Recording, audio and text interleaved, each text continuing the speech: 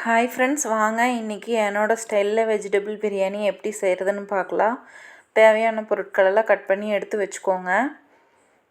இப்போது அடுப்பு ஆன் பண்ணிக்கோங்க, குக்கரை வச்சுக்கோங்க, 2 டேபிள் ஸ்பூன் நெய் சேர்த்துக்கோங்க, 3 டேபிள் ஸ்பூன் எண்ணெய் சேர்த்துக்கோங்க.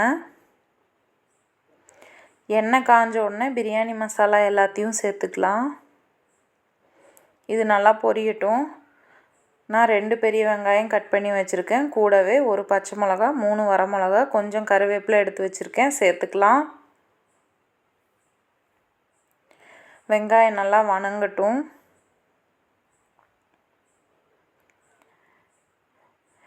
நான் 2 மீடியம் சைஸ் தக்காளி கட் பண்ணி வச்சுருக்கேன், அதையும் சேர்த்துக்கலாம். வெங்காயம் தக்காளி நல்லா வணங்கட்டும். இஞ்சி பூண்டோட மல்லி இலை புதினா இலை சேர்த்து அரைச்சி வச்சுருக்கேன், அதையும் சேர்த்துக்கலாம். இது பச்சை வாசனை போக நல்லா வணக்கிக்கோங்க.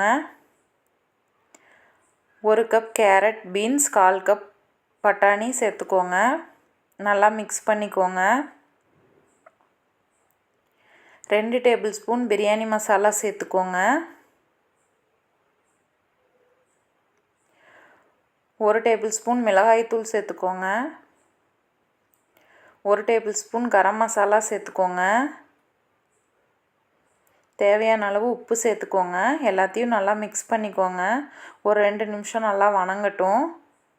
நான் இந்த டம்ளரில் 2 டம்ளர் அரிசி ஊற வச்சு எடுத்திருக்கேன், அதை கழுவி சேர்த்துக்கலாம். 2 டம்ளர் அரிசிக்கு 4 டம்ளர் தண்ணி சேர்த்துக்கலாம்.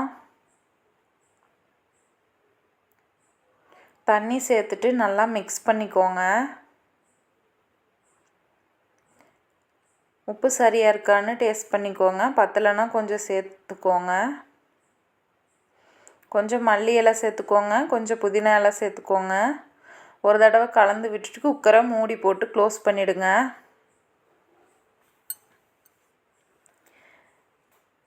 இது 2 விசில் வரட்டும்.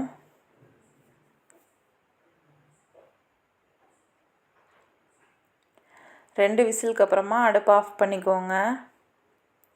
ஒரு 20 நிமிஷம் கழித்து ப்ரெஷர் போன உடனே குக்கரை ஓப்பன் பண்ணிங்கன்னா சூப்பரான வெஜிடபிள் பிரியாணி தயாராகிடுச்சு.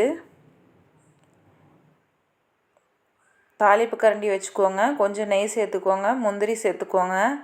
தாளித்து இதோடு சேர்த்திங்கன்னா சூப்பராக இருக்கும். நான் சேர்த்துக்கல. செஞ்சு பாருங்கள், எப்படி இருக்குதுன்னு கமெண்ட் பண்ணுங்கள். இன்னொரு மினி விலாகில் பார்க்கலாம். பாய்.